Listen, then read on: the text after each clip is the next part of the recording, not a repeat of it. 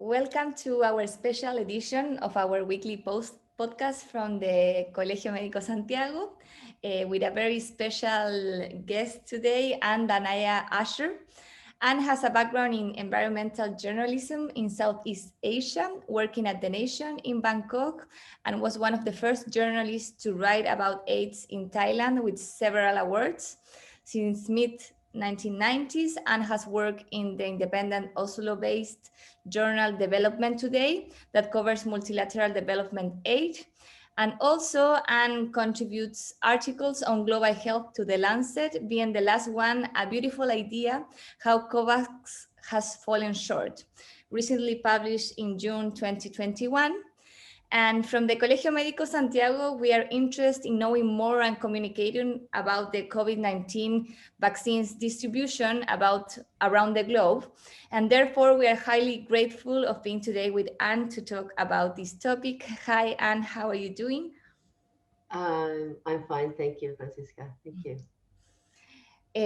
Well, first we will start with a broader impression about the vaccination process. And first in Latin America, what is your impression of the COVID vaccination process in the continent in Latin America? And we know that Chile has reached a high vaccination rate, but that's not the situation of all of the countries. So if you can let us know a bit, how is the continent going? To be honest, I have not followed the situation in Latin America when it comes to COVID vaccination. I only sort of have seen in the global tables and just like terrible statistics in countries like Brazil and Argentina, and in fact the death rate in Chile seems to be really quite high. Given the population size and the wealth of the country. But as I say, I haven't followed it in detail myself, unfortunately, so I can't really say anything more than that. And what is the COVAX initiative and what are its objectives? If you can tell us a bit about that. That's such a big question, Francisca. I think maybe the first thing you have to understand is the organizations that are managing this COVAX. It consists of three. One is the Gavi Vaccine Alliance, which is a Geneva-based, donor-funded organization that was set up in, I think, 2000, about 20 years ago, to accelerate the access to vaccines to poor children in poor countries. Excuse me.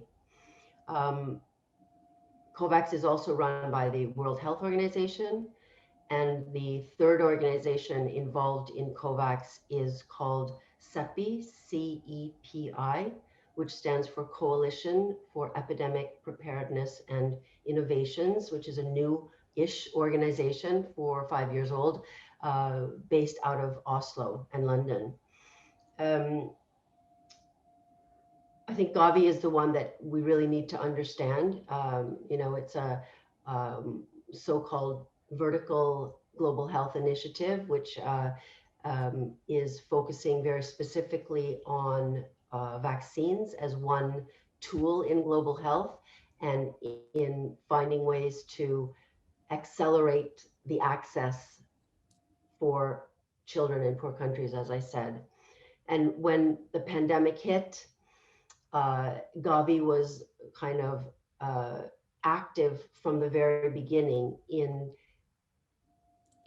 creating this mechanism to try to make COVID-19 then vaccines available to all countries in the world. Okay, you might want to cut this part, but I don't know, do you want to like... Oh, no, I think it's very good. It's very good. Yeah. To have a context of what is Gavi and also now what is COVAX, how does it work? Right. Now, you want me to go into this stuff about the last AMC and this Yeah, AMC? yeah, I think it's You want me good. to? Yes, yeah. All right. All right.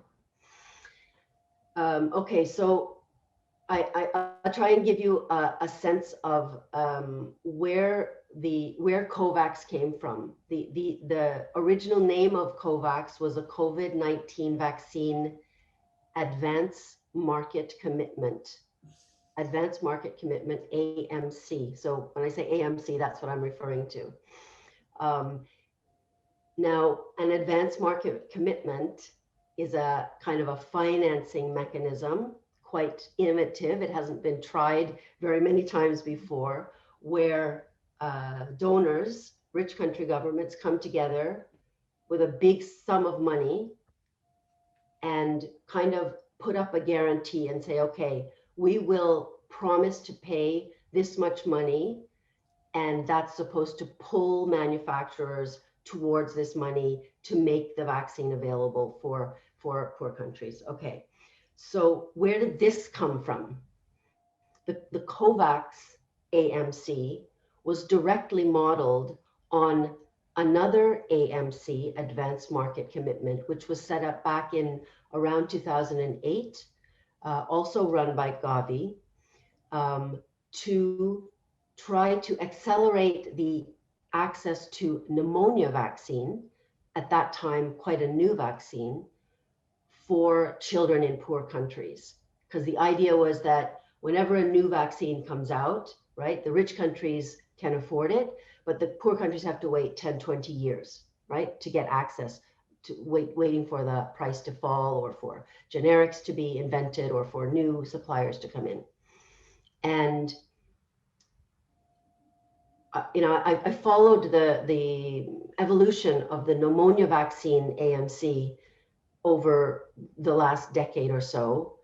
And to make a very long story short, the pneumonia advance market mechanism was successful in some ways and not successful in others. And one of the ways in which it was successful was that it did, in fact, make pneumonia vaccine available in the poorest countries. Where it fell short relates to, in fact, to middle income countries on the one hand, because whereas the poorest countries received subsidized pneumonia vaccine via the Gavi AMC, the middle income countries are not eligible. So you have this middle income country gap for pneumonia vaccine after 10 years or so of the AMC. And the other thing that the pneumonia AMC did not address sufficiently was the whole manufacturing capacity question, the problem that the market was dominated by only a couple of suppliers. And the idea was it was supposed to pull new suppliers in order to push the price down. And that happened only at the very, very end of the 10 years, excuse me. Yeah. And just at the very end, 6 months before the pneumonia vaccine AMC was to expire, the donors that had funded it cut it short, transferred the last money from the pneumonia vaccine AMC over to the newly established COVID-19 AMC. And that happened on June 4th, 2020 at Gavi's replenishment meeting. And that's COVAX, That became COVAX. So from calling it the COVID-19 vaccine AMC, Advanced Market Commitment, they just called it COVAX facility. And so, without going into too much detail, some of those issues, problems that arose with the original AMC, the first pilot AMC on pneumonia vaccine, you see them creeping into COVAX.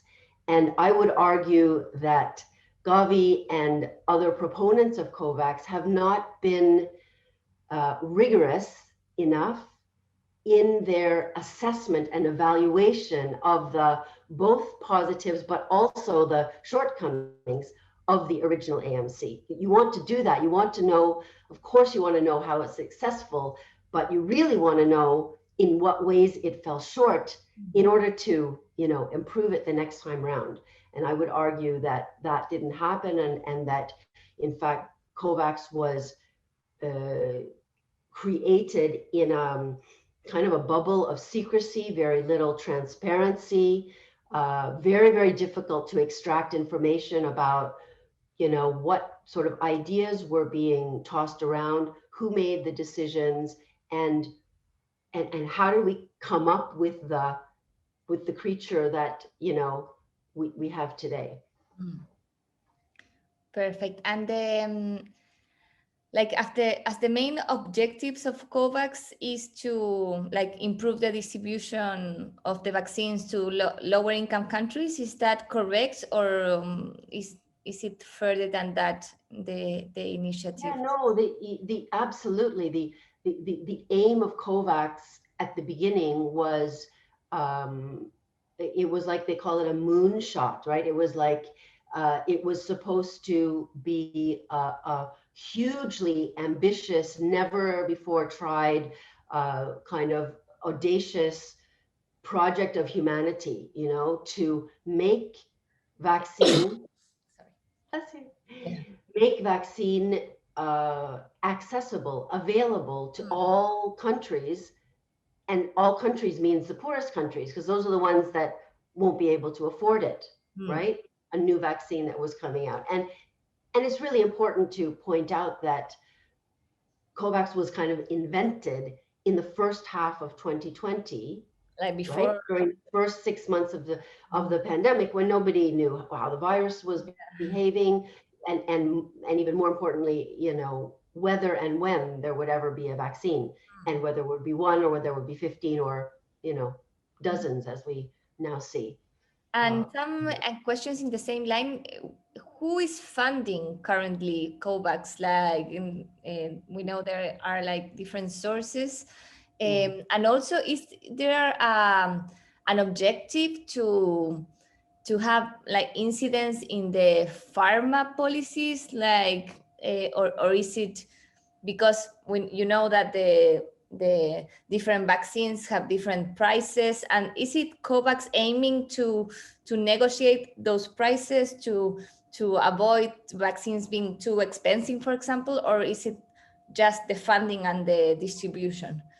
Right. No, definitely. The idea, I think, was that COVAX and through Gavi would be negotiating with the suppliers to get the best possible price. But the key here, and this was the sort of the core of the idea, was that COVAX would be a global procurement pool, that it would have this massive financial muscle because it would consist of two separate but linked parts.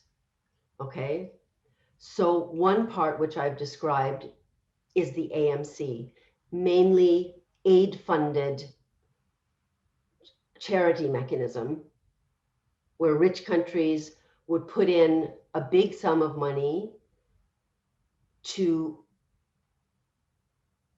allow Gavi to negotiate prices with suppliers and to buy, to subsidize basically vaccines for poorer countries, and the poorest countries will get them for free, and then the next level up, would have to pay a little bit, but that Gavi and COVAX would get, really good prices compared to what some of the other, countries were paying through their bilateral deals.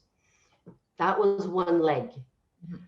But the other leg, which I can say more about that later, in terms of the transparency, which there was so little information, about this.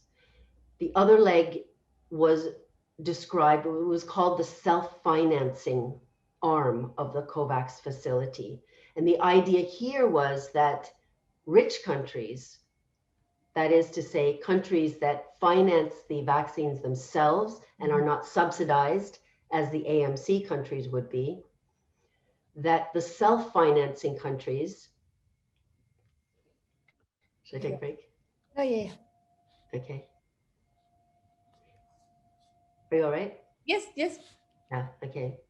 So the idea was that the self-financing countries would also buy their vaccines through COVAX, so that already by August, September 2020, this is almost a year ago, the idea was that rich countries, the US and Germany and the EU and Canada and so on, would pay upfront part of the cost of the vaccines, right? And so the combination of the self-financing money and the AMC money upfront already last fall would make COVAX really the biggest buyer, right? It would make COVAX a big global buyer. And then COVAX can go to Pfizer and Moderna and, all these other guys and say, okay, give me a good price. And then everybody gains. Yeah. That was the idea. Yeah, I understand. And this is the guy I cite in the article, Gavin Yemi, who is a professor at Duke University. He was one of the people consulted through a process by Gavi in the spring of 2020 through a kind of a brainstorming about what COVAX should look like. And it was his words. He called it a beautiful idea. One which was, dashed to bits, basically, which never came to fruition because most rich countries did not buy into the self-financing arm. A few did, but most didn't. And the other reason that COVAX was weakened, very much weakened compared to the original idea, is that the big money that was supposed to be paid into the AMC, which now has, I think, over $9 billion, didn't come in until much, much later. So what did the rich countries do? I think everybody knows this, right? There's been so much media about it. Instead of in solidarity buying their doses through COVAX, they made bilateral deals, which, if you're a rich country, of course you make bilateral deals. And this is one of the criticisms of the idea of the conceptualization of COVAX, that why didn't you take bilateral deals into account? Why didn't we design a mechanism that assumes vaccine nationalism instead of assuming that against, all evidence, countries will suddenly show solidarity with each other. It's important to say that a few countries did buy into the self-financing arm. The UK did, Canada did, Norway, where I live, also did, Australia. But, and this comes back to the transparency issue, you will not find anywhere in Gavi's information, public information, exactly what the terms for the rich countries were. There is no list of, on Gavi's information, Canada bought this for this much, how much per dose and so on. And there are other details that Gavi did a number of things to try to sweeten the deal for rich countries, to lure them in, allowing them to buy more vaccine if they wanted to and so on. But I have to say, maybe the information is out there and I haven't been able to find it, but I've really tried. I've really tried. And that side of COVAX is not, it's not described. There's very little transparency, and all of the focus now is on the AMC. It's on the charity arm of COVAX. So rich countries are not like buying more through COVAX in Well, the the. United States doesn't. The United States ignored, I mean, but maybe because it was the Trump years, but the US stayed out. The EU also. Mm, I mean, the EU has supported COVAX, the AMC side, and it's, I have to be careful because I don't really, you get conflicting information about what exactly rich countries, how they have related to the self-financing arm. What we know is what the countries themselves have said in public. And then usually it's come out because they've had to, not because they've volunteered the information. This is the case in the UK where questions were submitted in Parliament. This is the case in Norway. I actually was the person who extracted the information out of the Norwegian government showing that how many doses Norway had paid a down payment for. It was 2 million doses in the case of Norway. I should add that Norway at some point decided not to take those doses home. They decided to transfer their right to 2 million doses from the self-financing arm over to the AMC, but they bought into it just in case, right? It was supposed to be insurance, and that's how Norway used it, and but ended up transferring it over to the AMC arm, whereas both the UK and Canada have bought doses through COVAX for their domestic programs. And like it starts the doubt of what is the possibility of international organizations like the World Health Organization or UN to have like impact on this process, like to what is the role of the international organizations in order to establish, well, like all of the countries have to have access at a certain rate, because we see this, I think it's like a disaster where some countries have reached 80% of their populations and other countries not even 10%. So what is the capacity of the international organizations to act on this uneven distribution of vaccines?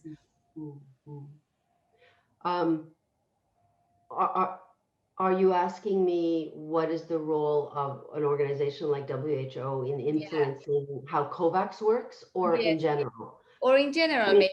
Yeah, I think. Well, I mean, let me start with COVAX. You know, WHO is one of the three, as I was saying earlier, is one of the three organizations that's actually supposed to be running COVAX, right? But while Gavi is constantly coming out with sort of the cup half full, very positive, optimistic press releases about how well it's going, Dr. Tedros is, daily coming out and telling us, that the cup is half empty and that Africa has received 1% of global vaccines. We have not achieved vaccine equity, to put it mildly. And so, what WHO's role in COVAX, how much weight they have in steering it, I would love to know. It's a very, very good question. But what you do see is that the African CDC, Centers for Disease Control, and WHO AFRO, the African Regional Office of WHO, have come together to make various arrangements, including this deal for 400 million doses for the continent outside of COVAX. And so things are happening, whether because COVAX is not working for whatever reason, they're moving forward with other initiatives to ensure that African countries receive vaccines. But I think another, when I've spoken to several leading public health officials in Africa over the last few weeks, And I mean, I don't know what I would think if I was an African public health official, about COVAX. It's like there was a promise, there was like a forecast related to how much each part of the world was supposed to receive. And Africa was supposed to have received 170 million doses by July, 170 million doses. For various reasons, the forecast was reduced down to 55 million doses by July. And the last I heard, Africa has so far received only 25 million doses as of this month through COVAX. And African public health leaders I've spoken to are really pissed. They're shocked, and they're, as one person said, just beyond angry. It's devastating. How can this, how is this okay? How can this have happened? And the answer, of course, there's many answers to this, and COVAX isn't the only reason, but COVAX started out with so much, with such audacious promises and targets. And as one African leader said, Africans feel like they've been led down the garden path, that they've been misled about what they could expect from COVAX. Yes, all that's very sad. At the same time, I think that the same has happened to a lot of Latin American countries that I'm not sure about the numbers, but that they haven't reached like the capacity even to vaccinate their health workers. And it's very like a big contradiction, because here in Chile, we're talking about the third doses of the vaccine. It's like the discussion going on whether some people or everyone is getting a third doses, but the other countries haven't like even vaccinated their health professionals. So it's really a distribution that it's highly unequal. And if you could make a synthesis of the results of the initiatives. We have already talked about the problems, but what has been the results achieved, and what is the future perspectives that are like transparent to the general population of how is COVAX continuing, or is it not very clear? So COVAX, the way it was designed, it was banking on, when I say COVAX, I'm talking about the AMC. I'm talking about the charitable donor funded arm of the AMC, which was supposed to provide vaccines to countries who couldn't afford to buy them themselves, right? Which constitutes like half the people in the world, 3.9 billion people, according to the number provided by Gavi.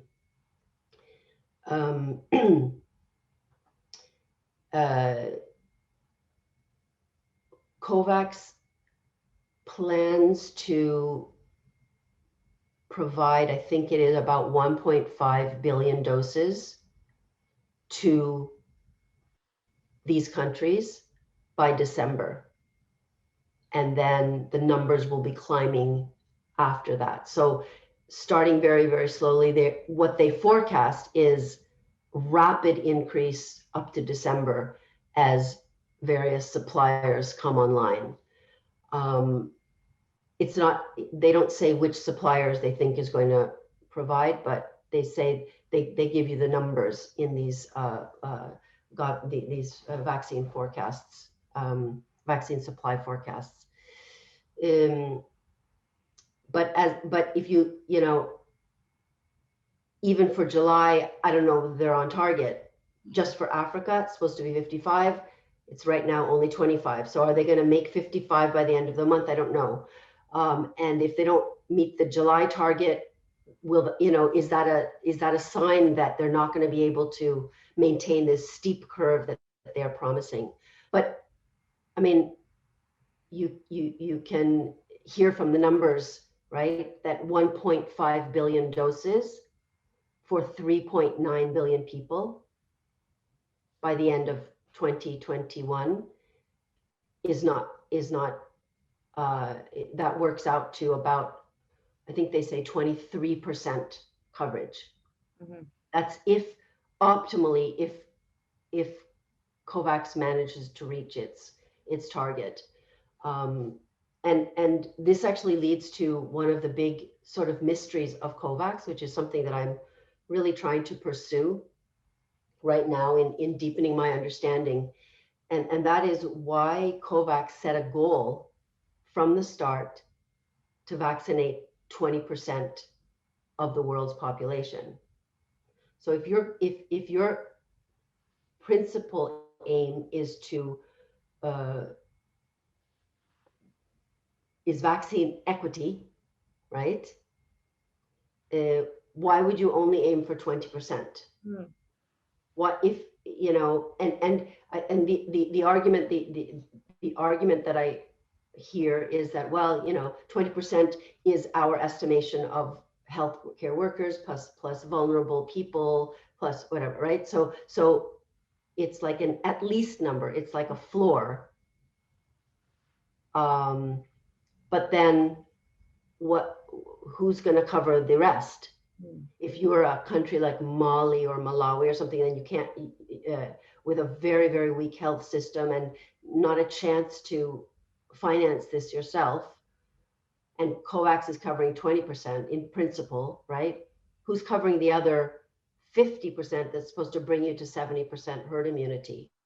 And this is something that I'm hearing when I'm speaking to African health officials about the conceptualization of COVAX. Why, if you're really talking about vaccine equity, why aim for 20%? What's equitable about that? Yes, and a question is now the problem about the amount of money COVAX has available for buying doses? Is that the limit, or is it the limit the availability of COVID vaccines? Yeah, it's the latter. Mm-hmm. The latter.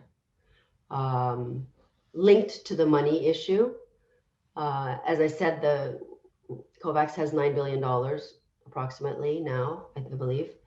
But the money came very late. So early on, when the deals were being made, COVAX was not a player. Didn't have the cash. Now it has the cash, but the shelf is empty. That's how. And so every health expert I speak to says anyone in this game, I'm not including myself, but the people who are learned and educated in the fields of vaccines and pandemics and how all these things, viruses and how they mutate and so on, they all knew that vaccine manufacturing capacity would not be sufficient to produce vaccines for everybody from the beginning. So knowing that, if instead of saying 20% is our goal by December 2021, I'm told over and over again, why wasn't manufacturing capacity expanding this capacity? Why wasn't that the goal? And then you get into questions of, well, how do you do that? Through technology transfer. There's the whole discussion about waiving patents related to COVID, and so on. So the critique that I hear over and over again is that why was the focus there on such an unambitious vaccine coverage target instead of having a focus on how to expand manufacturing capacity. Yes, yeah, I agree. Like it is, and there I think it's more the maybe the WHO objective or to impact on in a pandemic. For example, the liberalization of the patents or the prices that have been set. I think we all wish that we would have international agencies that have a real power in on the big pharma, and well, I think that's maybe not so possible now, but it's something we should aim for us from a global health perspective, how to have more powerful agencies in order to waive these different impediments. I'm told that the many people would agree with you. And one of the problems is that WHO is a member organization which functions based on contributions from members. And the rich countries have been cutting back on WHO's funding. And so it limits the capacity of the organization to, right? Not that it's perfect by any means, but it's certainly not made stronger by having such little control over its resources. And the resources that it does have are so tied to donor interests, earmarked as it's called. And so they don't have the flexibility that you would ideally want, right? Your sort of foremost health organization global health organization to have. Yes. Well, we're in a bit of the time. It was very fast for me, but we would like to thank you, Anne, for participating of this podcast. I think in Chile, we are lacking of a global health perspective, and we have reached a very high vaccination rate, but we know that until all of the world has a high vaccination rate, we won't be safe.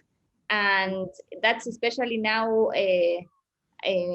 important because, for example, now people from Chile, they have recently announced that they can travel overseas if they are vaccinated.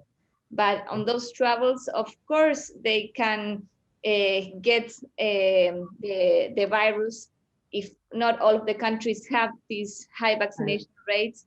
And that's where the global health perspective is so important, that how do we collaborate as a country, as a middle income country with like a higher level of resources in order to be able to have a higher vaccination rates all over the world, because with the globalization, no country can be safe alone. And I think that we as a country, we've been lacking that discussion, and we thank you very much for opening this topic to us as organization, and thank you also for opening this topic in the discussion in the Lancet. I think it's something that maybe a lot of people is not willing to see, and it's a bit covered, but it's really important that we take so we know the arguments and we know what's happening and how we can improve it in the future in order to have higher equity in the public health issues. Can I ask you, has Delta come to Chile yet? Yes, it is. We have over 20 patients now with Delta. We haven't been noticed. We haven't noticed yet like community transmission of Delta, but I think it's close. So. And what's the vaccination coverage rate? More than 60% of the population is vaccinated. And we're vaccinated like now the vaccine has been approved for kids between 12 and 17 years. Now we are like covering that group, but still we have some challenges because not all of the people have been willing to vaccinate. Also, some people, there have been some barriers, especially from the cultural perspective, in order to have a better acceptance from all of the different cultures that are in the country. We have some ongoing challenge, but we know that as a country we are very privileged because of the high vaccination rate. That's not the case of all of the Latin American countries. No. Because it's Delta that is the Delta, and as epidemiologists will say, you know, it's Delta and it's the next one after Delta, which are worries, right? Yes. Yeah. Yes, it's a big threat, and we are just going out of the last wave that really collapsed the health system. So let's expect that Delta doesn't affect so much, but we are, I think, in an expecting mood, like to know if it's going to raise the cases again. That would be very bad for our health system. Yeah. Okay, but thank you so much. Thanks to you, Ann, and let's keep in touch. And thank you again for permitting us to go deeper in this topic that it's not very well known in Chile, and we think that it should be. Great. Thank you so much then. Well, bye. Bye-bye.